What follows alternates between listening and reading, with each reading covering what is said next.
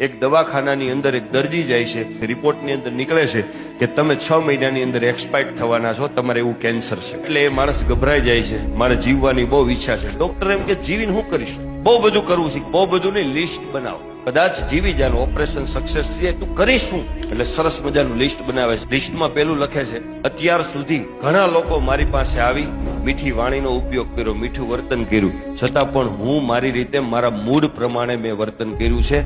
એ બધા લોકોને ઘરે ઘરે જઈ અને સોરી અને થેન્ક યુ કેવું છે.